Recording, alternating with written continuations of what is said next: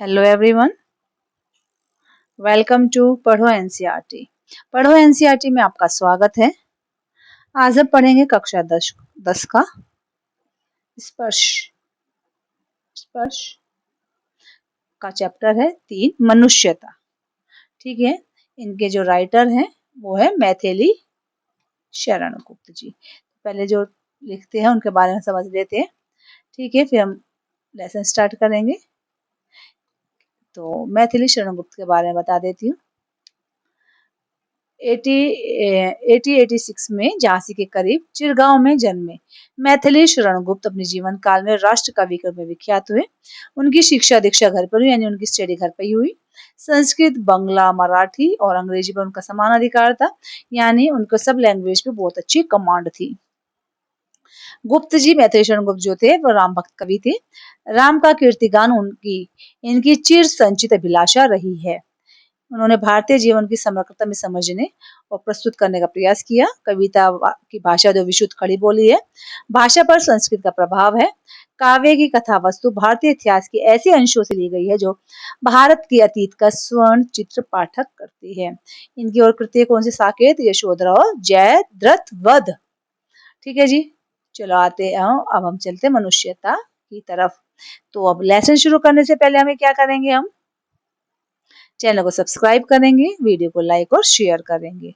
ठीक है, तो कह रहे हैं पाठ प्रवेश करने से पहले प्रकृति के अन्य प्राणियों की तुलना में मनुष्य में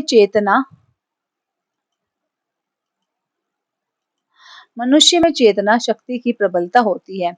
वे अपने ही नहीं औरों के हित का भी ख्याल रखने में, औरों के लिए भी कुछ कर सकने में समर्थ होता है। पशु चारागाह में रहते हैं, अपने हिस्से का चर जाते, पर मनुष्य ऐसा नहीं करते। ये बता रहे हैं कि मनुष्य और पशुओं में क्या संबंध है। मनुष्य अपने ख्याल के साथ साथ औरों का भी ख्याल रखने में सामर्थ्य है कि ना, है ना। लेकिन वे पशु हैं, वे जाते हैं चारागाह में खाना खाने, लेकिन वे अपनी हिस्से का खाते हैं, पर मनुष्य ऐसा नहीं करते। वह जो कमाता है, वह जो भी कुछ उत्पादित करता है, वह औरों के लिए करता है, औरों के सहयोग से करता है। ठीक है, प्रस्तुत पाठ का कवि अपनों के लिए जीने मरने वाले मनुष्य तो मानता है कि, लेकिन यह मानने को तैयार नहीं है। ऐसे मनुष्य में मनुष्यता के पूरे पूरे लक्षण भी हैं। वह तो मनुष्य को ही महान मानेगा जिनमें अपने और अपनों के हित चिंतन से कहीं पहले सर्वोपरि दूसरों का हित चिंतन हो। उसका कहने का मतलब अपने हित से पहले दूसरों का हित जानो, उसमें वे गुण हो जिनके कारण कोई मनुष्य इस मृत्यु लोक से जाने के बावजूद युगों तक औरों की यादों में बना रहे। उसकी मृत्यु भी सुमृत्यु हो जाती है। आखिर क्या गुण है वे जिससे, जबकि मनुष्य की मृत्यु भी सुमृत्यु मर जाती है, बन जाती है। ठीक है बच्चों, तो कह रहे वे क्या गुण है? मनुष्यता। तो बहुत अच्छी बेहतरीन पोयम में से एक पोयम है ये। चलो जी, हाँ,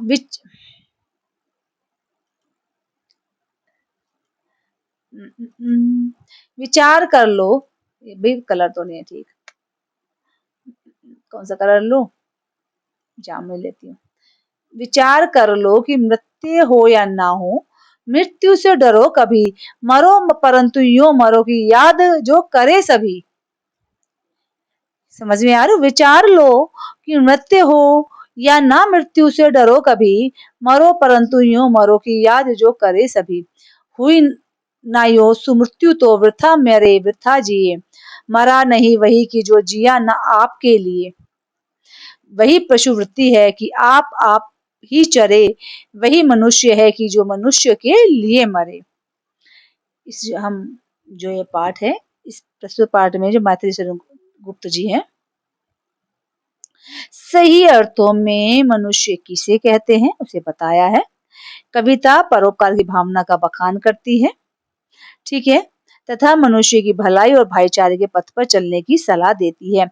अब इस पैराग्राफ में कवि कह रहे हैं कि मनुष्य को ज्ञान होना चाहिए कि वह मरणशील है। ऐसा ना हो, विचार लो कि मृत्यु हो ना, मृत्यु से डरो कभी। मनुष्य को यह नहीं होना चाहिए कि अच्छी है, मैं तो मरूंगा ही नहीं, मैं तो अमर पट्टा लेके आ रहा हूँ। मनुष्य को हमेशा ज्ञान होना चाहिए कि वह मरणशील है, इसलिए उसे मृत्यु से नहीं डरना चाहिए। ठीक है, परंतु उसे ऐसी सुमृत्यु को प्राप्त होना चाहिए, यू हुई हुई न यूं मृत्यु तो वृथा मरे वृथा जिए। ठीक है, परंतु उसे ऐसी मृत्यु का प्राप्त होना चाहिए जिससे सभी लोग मृत्यु के बाद भी उसे याद करें।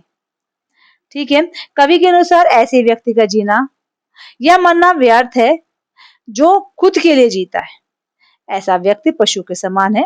असल मनुष्य वह है जो दूसरों की भलाई करे, उनके लिए ये ऐसे मनुष्य लोगों को मृत्यु के बाद भी याद करते हैं। अब अभी एक बात बताती हूँ, देखो जैसे कोई मनुष्य है, बहुत हेल्प कर रहा है दूसरों की, ठीक है, ठीक है, बार बार किसी को प्रॉब्लम होती है उसके पास जाता है, उसकी मदद करते हैं।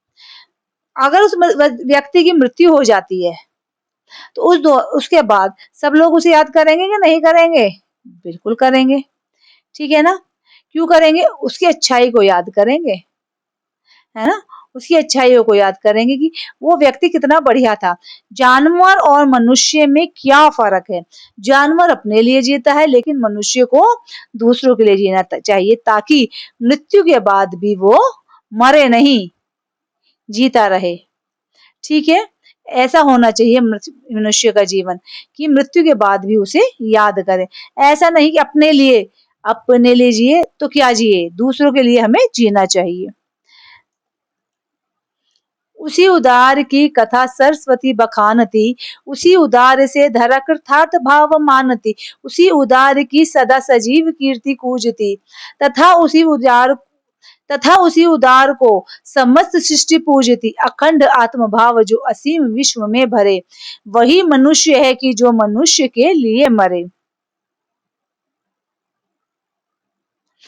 इसमें अकॉर्डिंग टू योर पॉइंट, कवि के अनुसार उदार व्यक्तियों की उदारशीलता को पुस्तकों इतिहासों में स्थान देकर उनका बखान किया जाता है। अब आप देखिए कि आप इतिहास की पुस्तक उठाइए, उसमें आपको महात्मा गांधी जी के बारे में, पंडित नेहरू के बारे में, सुभाष चंद्र बोस जी के बारे में, भगत सिंह जी के बारे में, सबके बारे में बताया गया है ना। क्यों बताया गया है? क्योंकि उदार जो व्यक्ति होता है उसका इतिहास में भी बखान किया जाता है। ठीक है, जैसे राजा हरिश्चंद्र हुए, करण हुए, जो दानवीर थे, दूसरों के लिए जिए।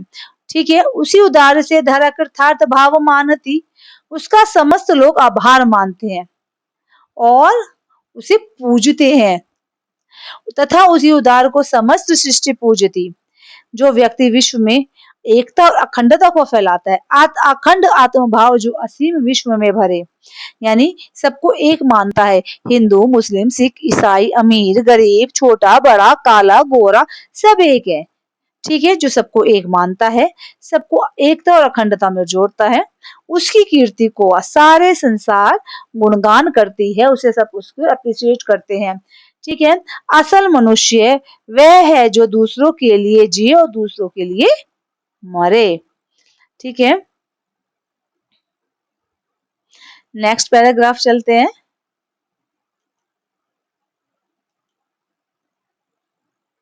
अरे भाई साहब नीचे उतर गया हम तो।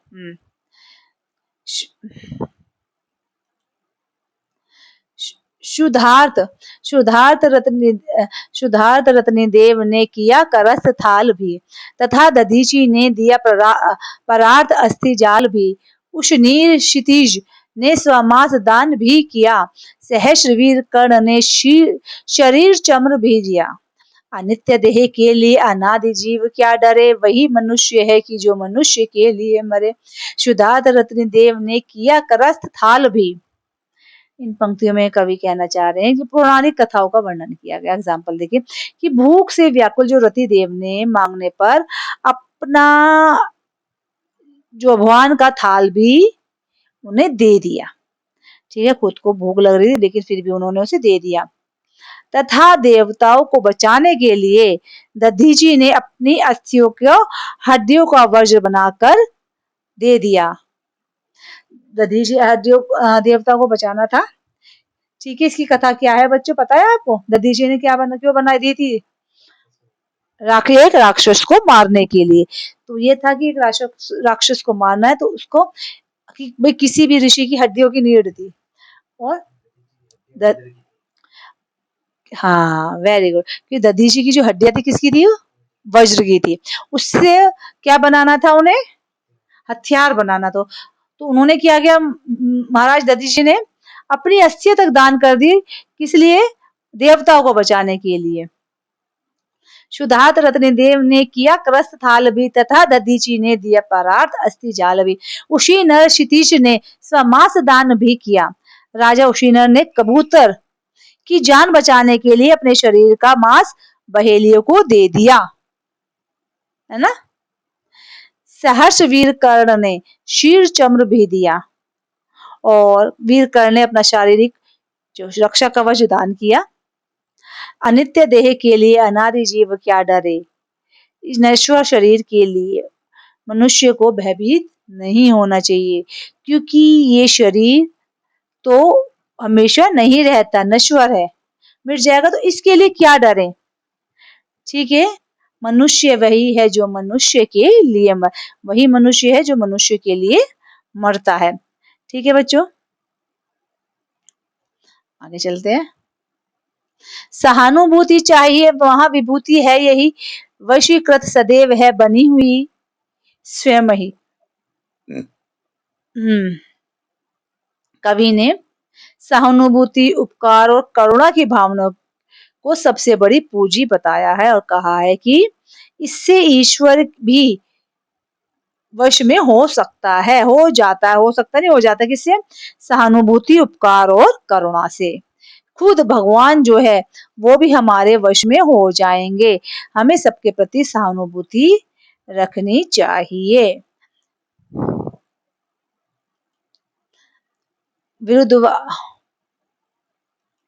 विरुद्धवाद बुद्ध का दया प्रवाह में बहा, विनीत लोक वर्ग क्या न सामने झुका रहा। आह वही उदार है परोपकार जो करे, वही मनुष्य है जो मनुष्य के लिए मरे। बुद्ध ने करुणावश पुरानी परंपराओं को तोड़ा, जो कि दुनिया की भलाई के लिए था, इसलिए लोग आज भी उन्हें पूजते हैं। उस उदार व्यक्ति वह है जो दूसरों की भलाई करे। ठीक है जी, इसका मतलब कुल मिला के क्या, हमें इंसानियत रखनी चाहिए, हमें हमेशा दूसरों का भला करना चाहिए। अगर दूसरों का भला होगा तो उसमें हमारा भला भी छिपा हुआ है। चलो, रहो न भूल के कभी मंदात तुच्छ वित्त में, सनाथ जान आपको करो न गर्व चित्त में। अनाथ कौन है यहाँ त्रिलोकनाथ साथ है, दयालु दीन बंधु के बड़े विशाल हाथ हैं। अतीव भाग्यहीन है अधीर भाव जो करे, वही मनुष्य है कि जो मनुष्य के लिए मरे। कवि कहते हैं कि अगर किसी मनुष्य के पास धन दौलत यश है तो उसे इस बात के गर्व में अंधा होकर दूसरों की उपेक्षा नहीं करना चाहिए। अरे मेरे पास तो बहुत कुछ है, तेरे पास तो कुछ नहीं है, मैं तो बहुत अमीर हूँ, मैं पैसे वाला हूँ, मैं सब कुछ हूँ। तो कह रहे तो हमें अगर है तो वो हमारे लिए है ना, दूसरों के लिए थोड़ा ही ना है। वो जो पैसा है, धन है, दौलत है, या तो हम उसे दे रहे हैं, उसकी हेल्प कर रहे हैं। ठीक है, जब हम उस हेल्प नहीं कर रहे, कुछ नहीं कर रहे, तो वो हमारे लिए है। हमें कभी भी दूसरों की अपेक्षा नहीं करनी चाहिए, क्योंकि इस संसार में कोई अनाथ नहीं है। अनाथ कौन है यहाँ त्रिलोकनाथ साथ है, ईश्वर का हाथ सभी के सिर पर है। अतीव भाग्यहीन है अधीर भाव जो करे, प्रभु के रहते भी जो व्याकुल है वही बड़ा भाग्यहीन है। हमें हमेशा अपने भगवान पर विश्वास रखना चाहिए। जो विश्वास नहीं करता वो, हमें ऐसा लगता है वो बड़ा भाग्यहीन है। फिर वही लाइन रिपीट कर दी, मनुष्य है मनुष्य जो मनुष्य के लिए मरे। ठीक है, आगे चलते हैं पोयम में। आनंद आ रहा है भाई कविता में, बहुत बेहतरीन। कलर बदलो, कौन सा कलर करूं, कौन सा, येलो करती हूँ, येलो नहीं यार, ये करते हैं, है ना। अनंत अंतरिक्ष में अनंत देव है खड़े, समक्ष हो स्वबाहु जो बढ़ा रहे बड़े बड़े। परस्पलंबन से उठो तथा बढ़ो सभी, अभी अमर्त्य अंक में अपंक ही चढ़ो सभी। रहो या ना यो की एक से न, काम का सरे, वही मनुष्य है जो मनुष्य के लिए मरे। कवि कहते हैं कि अनंत आकाश में असंख्य देवता मौजूद हैं, जो अपने हाथ बढ़ाकर परोपकारी और दयालु मनुष्यों के स्वागत के लिए खड़े हैं। इसलिए हमें परस्पर सहयोग बनाकर उन ऊंचाइयों को प्राप्त करना चाहिए जो ठीक है करना चाहिए, जो देवता स्वयं हमें अपनी गोद में बैठाएंगे। हम मरणशील संसार में हमें एक दूसरे के कल्याणों के काम करते रहने चाहिए, और उस कल्याणों में हमारा भी उद्धार छिपा हुआ है। ठीक है।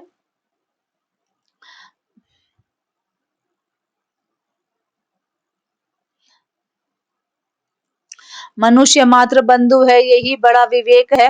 पुराण पुरुष स्वयंभू पिता प्रसिद्ध एक है। फलानुसार कर्म के अवश्य ब्रह्म भेद है, परंतु अतरैक्य में प्रमाण भूत वेद है। अनर्थ है कि बंधु ही ना बंधु की व्यथा करे, वही मनुष्य है जो मनुष्य के लिए मरे। सभी मनुष्य एक दूसरे के भाई बंधु हैं।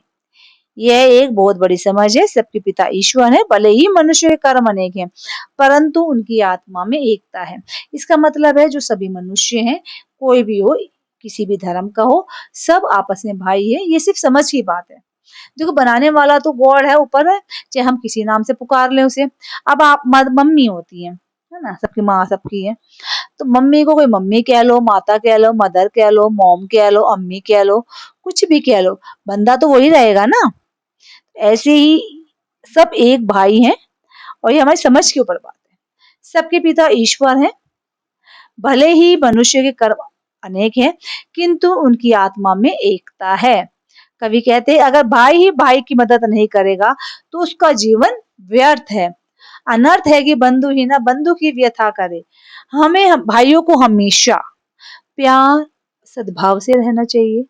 छोटा भाई हो तो बड़े की रिस्पेक्ट करे, बड़ा है तो छोटे का भी समझे, उसका ध्यान रखे। बड़े को छोटे का, छोटे को बड़े का कल्याण करना चाहिए।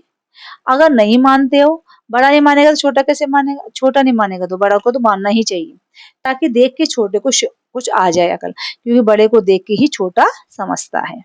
ठीक है। तो उसका जीवन व्यर्थ है जो अपने भाई की अगर भाई ही भाई की मदद नहीं करेगा तो उसका जीवन व्यर्थ है। यानी हर मनुष्य को एक दूसरे की मदद में तत्पर रहना चाहिए। यानी यहाँ पे सब भाई भाई हैं। एक तो भाई देखो, एक तो भाई भाई की सगे भाई भाई हो गए, एक हम किसी भी जाति किसी भी धर्म के हो, अगर मनुष्य कोई भी मनुष्य किसी पीड़ा में है या किसी संकट में है तो हमें हमेशा उसकी मदद करनी चाहिए। वही मनुष्य है जो कि मनुष्य के लिए मरे, क्योंकि आपको पता है कि सब सर्व क्या कहते हैं, सदैव कुटुम्बम, कि हम सारी पृथ्वी हमारे परिवार के समान है। वासुदेव कुटुम्बम। वासुदेवम कुटुम्बम याद आया। कुटुम्बकम, यानी सारी पृथ्वी हमारे कुटुंब के समान, इसलिए हमें सबकी मदद करनी चाहिए। ठीक है बच्चों, जरूर करनी चाहिए और हमेशा करनी चाहिए। चलो अभिष्ट मार्ग में सहर्ष खेलते हुए, विपत्ति विघ्न जो पढ़े उन्हें ढकेलते हुए, घटे न हेल मेल, हाँ बढ़े न भिन्नता कभी, अतर्क की एक पंथ के सतर्क पंथ हो सभी, तभी समर्थ भाव है कि तारता हुआ तरे, वही मनुष्य है जो मनुष्य के लिए बने। अंतिम पंक्ति में कवि मनुष्य को कहता है कि अपने इच्छित मार्ग पर प्रसन्नता पूर्वक हंसते हुए खेलते चलो, और सहज पर जो बाधा पड़े उन्हें हटाते हुए आगे बढ़ो। परंतु इसमें मनुष्य को यह ध्यान रखना चाहिए कि उनसे आपका सामंजस्य ना घटे और भेदभाव ना बढ़े।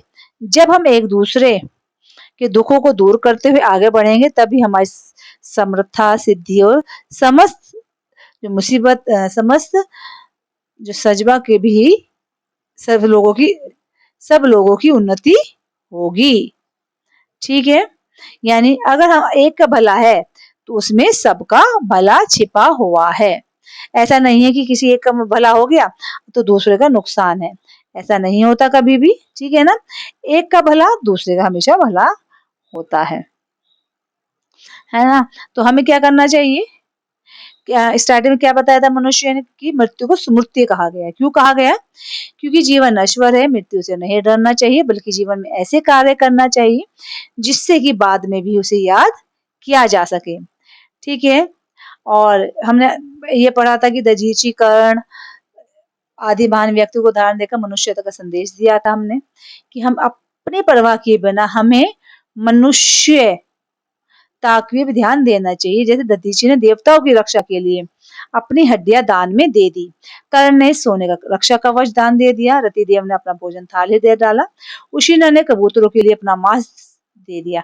यानी ये जो शरीर है वो क्या है, नश्वर है। हमें कभी भी इस पे घमंड नहीं करना चाहिए। हमें हमेशा सबका भला करते रहना चाहिए और सबके बारे में हमें सोचना चाहिए। तो इसका सारांश ये निकल जाता है कि मनुष्य को मानवता का भाव अपनाने का आह्वान कराते कवि थे। उनके अनुसार आज का मनुष्य अपने स्वार्थों की पूर्ति के लिए जनहित की भावना को भूल रहा है। जो व्यक्ति केवल अपने लिए जीता है वह पृथ्वी पर पशु के समान है। इसलिए एक कविता बताई गई है कि हमें सबका सम्मान करना चाहिए। दूसरों के प्रति परोपकार, उदारता और सच्ची मानवता का ये जो कविता है वो संदेश देती है। अब ये जो आपकी पोयम है ये यहाँ खत्म होती है। अगले उस पार्ट में हम आज के क्वेश्चन आंसर डिस्कस करेंगे बच्चों। ठीक है, अगर वीडियो अच्छी लगी हो इसे लाइक कीजिए, शेयर कीजिए, कमेंट्स कीजिए और वीडियो को हमारे चैनल को सब्सक्राइब जरूर कीजिए। ठीक है बच्चों, जब तक के लिए धन्यवाद। थैंक यू, बाय बच्चों।